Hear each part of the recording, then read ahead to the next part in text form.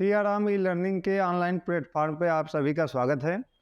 आज के इस लेक्चर में हम फिरोज शाह तुगलक की बात करेंगे और स्पेशल धार्मिक नीति की। तो यहाँ पर आपको स्लाइड में दिख रहा है फिरोज शाह तुगलक की धार्मिक नीति। ठीक, देखिए फिरोज शाह तुगलक से पहले क्या था कि जो दिल्ली सल्तनत की धार्मिक नीति थी वो उतनी कट्टर और धर्मांध नहीं थी जितनी इसकी समय में शुरू हुई। या एक प्रकार से आप कह सकते हैं कि ये दिल्ली सल्तनत का पहला सुल्तान था जिसने शरीयत के अनुसार अपनी धार्मिक नीति का क्रियान्वयन किया। शरीयत के 4 अंग माने जाते हैं। एक पहले नंबर पर कुरान आता है, यानी इस्लाम की जो पवित्र पुस्तक होती है उसको हम कुरान कहते हैं। दूसरा हदीस, यानी पैगंबर मोहम्मद साहब की जो परंपराएं होती है उसे हदीस के नाम से जाना जाता है।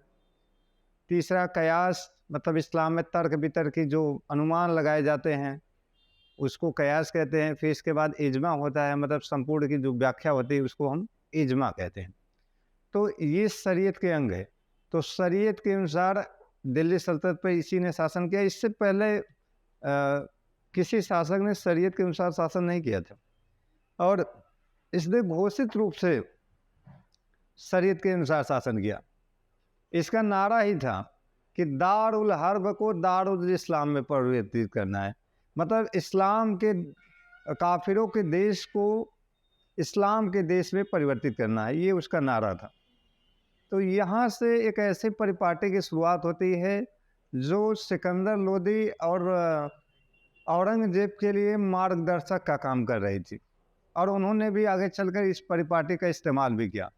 तो फिरोज शाह तुगलक से पहले की धार्मिक नीति में स्पष्ट होता है कि शासकों ने जो रैयत थी उसके अनुसार शासन किया, लेकिन यहाँ पर रैयत से मतलब ये था कि इस्लामिक प्रजा का शासक खुद को घोषित कर दिया। मतलब फिरोज शाह तुगलक ने ये ऐलान कर दिया कि जो इस्लामिक प्रजा है वो उसी का सुल्तान है और सबका नहीं है।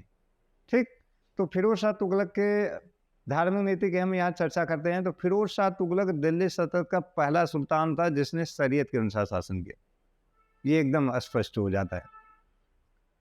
फिर इसके बाद क्या है कि अब उस नियम को फॉलो करने के लिए भी कई सारे मापदंड अपनाता है। दूसरा एक बहुत बड़ी बात यह है कि फिरोज शाह तुगलक हिंदू माता से उत्पन्न भी हुआ था, इसका भी इसके ऊपर असर था। मतलब उसकी जो माता थी उसका नाम था नाइला, वो भट्टी राजपूत रनमल की पुत्री थी। और फारसी में कहावत है कि नया मुल्ला अल्लाह अल्लाह, मतलब कि जो नया कन्वर्ट होते हैं इस्लाम में वो सबसे बड़ा इस्लाम का झंडा बरदार बनते हैं। तो यहाँ पर यही स्पष्ट होता है कि फिरोज शाह तुगलक इस्लाम का सच्चा ध्वजवाहक बनना चाहता था। इसी के निमित्त उसने अपनी धार्मिक नीति में कट्टरता का समावेश किया। तो दिल्ली सल्तनत का पहला सुल्तान था, यहाँ बात हो चुकी है कि जिसने शरीयत को फॉलो किया था, यानी इस्लामिक कानून की बात हो रही है। उलेमा वर्ग को राज्य के प्रशासन में जगह दिया, इससे पहले ऐसा नहीं होता था।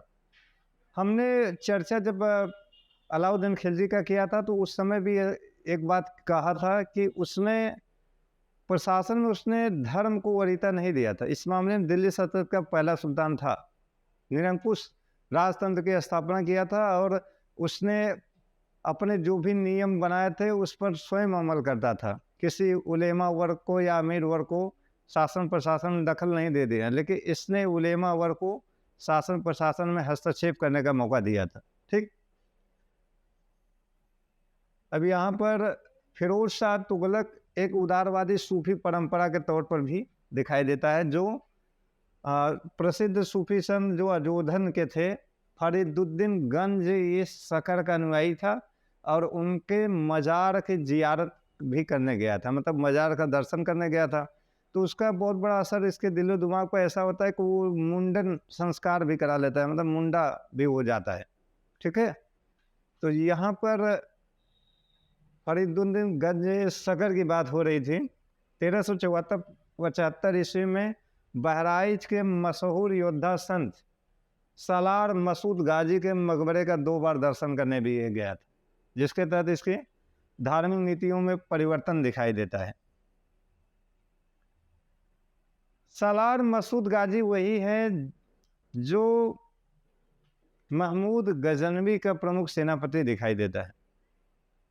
और इसी को सुहेल देव ने हत्या की थी, इसको मार डाला था। और इसका बहराइच में मकबरा बना है, जहाँ पर मुस्लिम लोग जियारत करने मतलब दर्शन करने जाते हैं। ये वही सलार मसूद गाजी है। उसने शरीयत के विरुद्ध कार्यों पर रोक लगा दिया, ठीक है। और दूसरा, महल के जो भित्ति चित्र थे उसको भी मिटवा दिया। इस्लाम में इसकी संकल्पना भी नहीं है कि भित्ति चित्रों को महत्व दिया जाए, ठीक है। मतलब दीवारों पर जो चित्र थे उसको नष्ट करवा दिया, सोने चांदी के बर्तन को गलवा दिया, रेशमी और जरी के वस्त्रों पर प्रतिबंध लगा दिया था, ठीक है। रेशमी और जरी के जो वस्त्र थे इस पर भी इसने प्रतिबंध लगा दिया कि इस तरीके के फैशनेबल जो कपड़े थे वो पहनने नहीं, ठीक। प्रत्येक अवसर पर वह उलेमा वर्ग से क्या करता था, सलाह लेता था और सहायता लेना भी प्रारंभ कर दिया था। उलेमा वर्ग के समर्थन को जियाउद्दीन बर्नी ने फिरोज शाह तुगलक के शासनकाल में शांति और समृद्धि के लिए उत्तरदायी बताता है। अब यहाँ पर जियाउद्दीन बर्नी को समझना है कि जियाउद्दीन बर्नी खुद एक कट्टर सुन्नी इस्लामिक इतिहासकार है, जिन्होंने ये कहा है कि इस्लाम शिया और सुन्नी में फ़र्क बताता है। तो इससे स्पष्ट है कि जो फिरोज शाह तुगलक की विचारधारा थी वही विचारधारा जियाउद्दीन बर्नी की थी, इसलिए उसने उसको दिल्ली सल्तनत का आदर्श सुल्तान भी माना है। तो उलेमा वर्ग को जो प्रशासन में तरजीहता दी गई तो उससे बताया कि इससे राज्य के जो प्रशासन था वो कायदे से चलाया गया।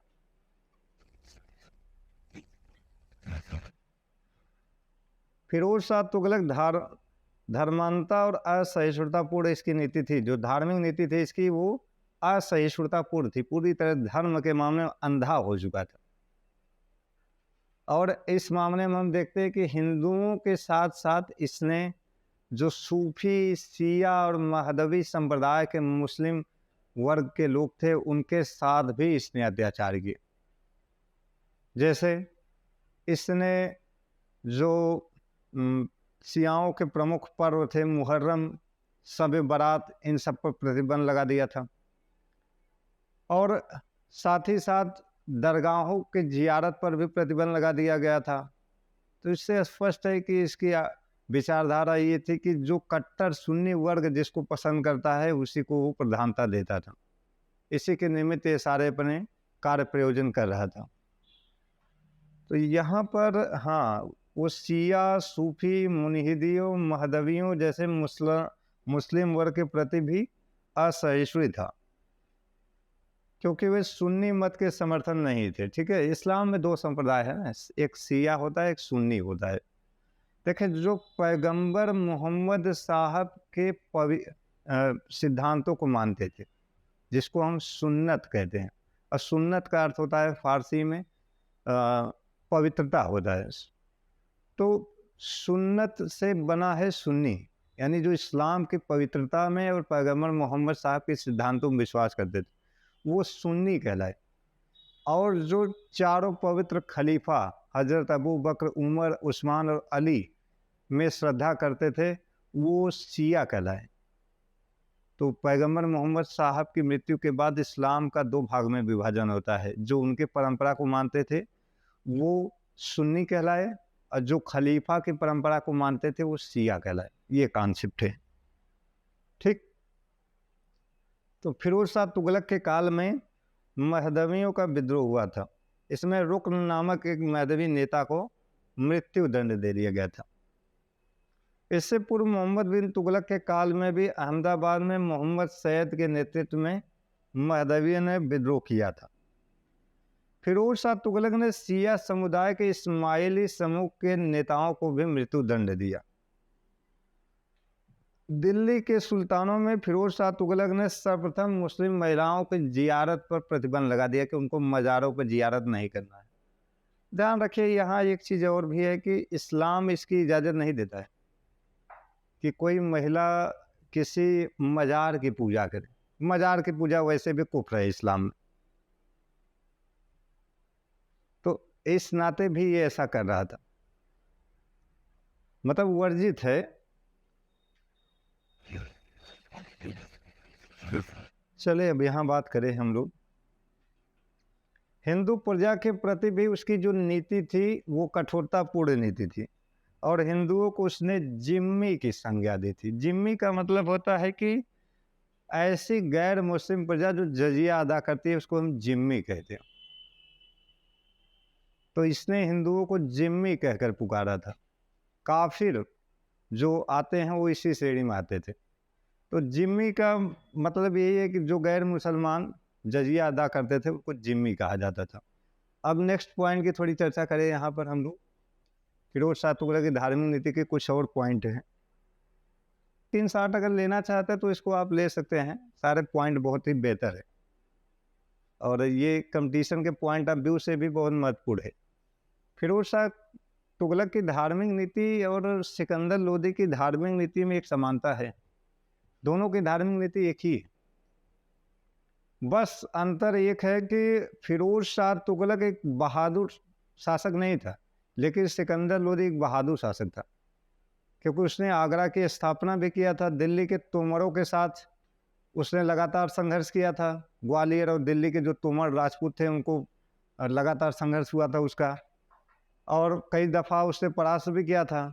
सरकी राजवंश का जो दिल्ली में जो जौनपुर में उसकी सल्तनत थी और बिहार तक उन्होंने अपने साम्राज्य बनाए थे, उस वंश का नाश भी इसने किया था।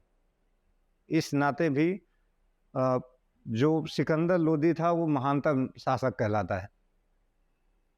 और सारी चीज़ें हम देखें कि उसने भी शीतला माता की पूजा पर प्रतिबंध लगा दिया था, जिसको चेचक की देवी कहा जाता है। मुंडन संस्कार पर प्रतिबंध लगा दिया था। बहुत सारे मंदिरों का विध्वंस कराया था। उसने भी मुस्लिम महिलाओं को मज़ारों की इबादत करने से रोक लगाया था। तो ये सारी चीज़ें सब उसमें भी दिखाई दे रहे हैं। मुहर्रम में जो ताजिया निकाले जाते हैं उस पर भी प्रतिबंध लगाया गया था, मुहर्रम पर भी प्रतिबंध था। तो ये सारी चीज़ें दिखाई देती है। चले नेक्स्ट पॉइंट की चर्चा करें हम लोग यहाँ पर।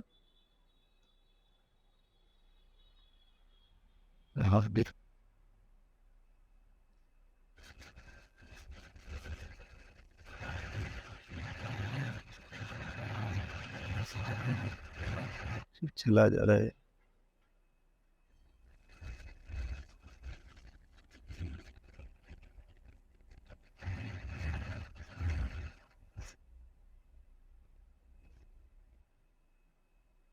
हाँ, दूसरे पॉइंट की बात करें यहाँ, तो अब यहाँ पर जो मंदिरों का विध्वंस उसने किया था उसकी बात कर ले। इसने मालवा, सालेहपुर और गोहना के नए हिंदू मंदिरों को नष्ट कर दिया था। और जाज नगर अभियान के दरमियान फिरोज के मंदिर का मुख्य उद्देश्य वहाँ के जगन्नाथ मंदिर को नष्ट करना था, ताकि वह महमूद गजनवी की भांति मूर्ति भंजक यानी बुत शिकन बनना चाहता था। जैसा महमूद गजनवी ने किया जब उसने सोमनाथ मंदिर पर अटैक किया, तो बहुत सारे जो मूर्तियाँ थी मंदिरों की उसको तोड़ डाला, और तोड़ने के बाद में ले जाता है कसाईयों को दे देता है ताकि उससे मांस तौले। तो ये संकल्पना आगे चलकर स्पष्ट होती कि आगे के भी शासक ऐसा कर रहे थे। तो मंदिरों को तोड़कर और मूर्तियों को तोड़कर वो बुत शिकन कहलाना चाहते थे, और वो चाहते थे कि उनका जो यश है वो महमूद गजनवी के भांति हो। इसी को सार्थक कर रहे थे। तो फिरोज शाह तुगलक का भी यही उद्देश्य था कि वो बुत शिकन कहलाना चाहता था, बुत परस्त नहीं कहलाना चाहता। मतलब इस्लाम में भी वैसे भी ध्यान रखिए, इस्लाम में मूर्ति पूजा वर्जित है। इस्लाम में मूर्ति पूजा का कहीं कोई कॉन्सेप्ट नहीं, न अवतारवाद का कहीं कोई कॉन्सेप्ट है, न बहुदेववाद का कॉन्सेप्ट है। मतलब वहाँ पर एक ही ईश्वर की बात होती है जो अल्लाह है, या उसके अन्य रूप में उसका नाम लेते हैं। तो इसी नाते यहाँ पर ये है कि मूर्ति पूजा का जो देश है, यानी भारत को काफिरों का देश इसलिए भी लोग कहते थे कि यहाँ पर मूर्तियों की पूजा हो रही, तो उसको नाश करने का भी उसका उद्देश्य था। ठीक है, इसलिए जगन्नाथ मंदिर के मूर्तियों को नाश करता है, बुत शिकन यानी मूर्ति भंजक को कहलाना चाहता था, महमूद गजनवी के भांति। ठीक है, यहाँ महमूद से मतलब है गजनवी जो था।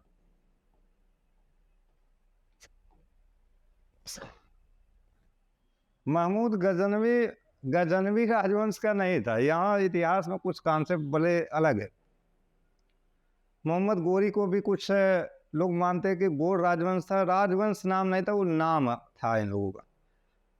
महमूद गजनवी का जो राजवंश था वो यामिनी राजवंश था, और मोहम्मद गोरी का जो राजवंश था वो संसबानी राजवंश था। तो कांगड़ा के ज्वालामुखी मंदिर को उसने नष्ट किया और वहाँ के मंदिरों के मरम्मत पर भी रोक लगा दिया था। अब मंदिरों को तोड़ने के कारण पर मैंने बहुत सारी चर्चा किया है। देखिए, मंदिर क्या है, आर्थिक रूप से भी बहुत समृद्ध होते थे। पहले तो आप जानते हैं कि भाई न बैंक थे, न एटीएम थे, न कोई ऐसी व्यवस्था थी। तो मंदिर में ही आभूषण, हीरे, सोने, चांदी, जवाहरात और बहुत सारे पैसे रखे जाते, धन दौलत। इसी नाते मंदिरों पर अटैक किए गए। अब जो इतिहासकार अमेरिका के प्रसिद्ध हैं, उनका नाम है ईटन, इस पर शोध किए। उनका कहना था कि मंदिरों पर आक्रमण करने का मूल उद्देश्य ये था कि मंदिरों का जो गर्भगृह होता था उसमें बहुत सारे मात्रा में सोने, चांदी, हीरो जवाहरात रहते थे। और इसके बारे में खुद महमूद गजनवी को तिलक और सेवंदराय ने बताया था वहाँ पर, तभी उसने तोड़ा था। लेकिन इस्लाम में जो मूर्तियों के तोड़ने का कॉन्सेप्ट है वो थोड़ा सा अलग है। इस्लाम में जो मूर्ति तोड़ने की बात है उसमें दो प्रकार की मूर्तियाँ होती हैं। यानी एक बुत होता है और दूसरे जो मूर्ति होते हैं उसको सनम कहते हैं। बुत का मतलब है कि ऐसा जो मतलब कि मूर्तियाँ जो अश्लील ना हो उसको हम बुत कहते हैं, और सनम का मतलब होता है जो अश्लील मूर्तियाँ। यानी उसमें ये कहा गया कि जो अश्लील मूर्तियाँ हैं उसको आप तोड़ सकते हैं, जो अश्लील नहीं है उसको नहीं तोड़ना चाहिए, जो शरीयत के अनुसार। लेकिन उसका जस्ट उल्टा हुआ, ज़्यादातर उन्हीं मूर्तियों को तोड़ा गया है। ठीक है, तो यहाँ पर फिरोज शाह तुगलक दिल्ली सल्तनत के इतिहास में प्रथम सुल्तान था जिसने राज्य के अन्य धर्मावलंबियों को भी मुसलमान बनाने का प्रयत्न किया।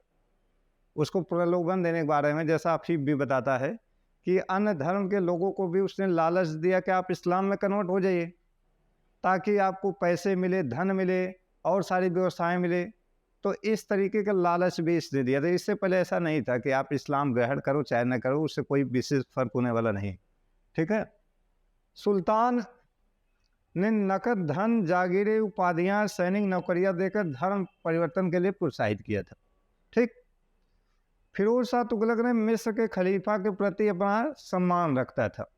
देखिए, जो इस्लामिक राज्य है वो धर्म केंद्रित राज्य था, तो खलीफा और उलेमा का वर्चस्व था ही। खलीफा क्या है, आध्यात्मिक मामलों का प्रमुख माना जाता था, अध्यात्म जगत से जुड़ा हुआ था, और जो उलेमा होता था वो धार्मिक मामलों का प्रमुख होता था।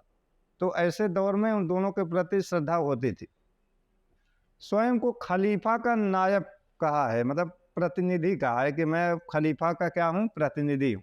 वह दिल्ली सल्तनत का प्रथम शासक था जिसने खलीफा का नायब खुद को घोषित किया था। ठीक है, शासन के प्रथम 6 वर्षों में उसने मिस्र के अब्बासी खलीफा से 2 बार सुल्तान पद की स्वीकृति एवं खिलत प्राप्त किया था। ठीक है, मंसूर जिसको बोलते हैं और दूसरे को बोलते हैं खिलत प्रदान किया था। एक तो मानाभिषेक पत्र होता है और ये क्या है, एक पोशाक दी जाती है जिसको पहना जाता है, जिससे ये तय किया जाता है कि हमने जो संप्रभुता है वो स्वीकार कर ली है और वो विधिक तरीके से स्वीकार की। ठीक, उसने सिक्कों पर खलीफा का नाम भी उत्कीर्ण कराया था। उसके सिक्कों पर खलीफा ये हाजिम अल मुत्ताजिद अल मुतवक्किल के नाम मिलते। ठीक, फिरोज शाह तुगलक ने शब बारात जो त्यौहार था बड़े हर्षोल्लास के साथ वो मनाता था। ये सुन्नियों का त्यौहार रहा होगा, नहीं तो शियाओं के त्यौहार तो मानता ही नहीं था। उसकी धार्मिक नीति के विषय में मशहूर इतिहासकार आरसी मजूमदार ने लिखा है कि फिरोज इस युग का सबसे महान धर्मांध मुसलमान शासक था और सिकंदर लोदी औरंगजेब का अग्रगामी था। आगे चलकर उन्होंने भी उसकी नीतियों को आगे बढ़ाने का काम किया था।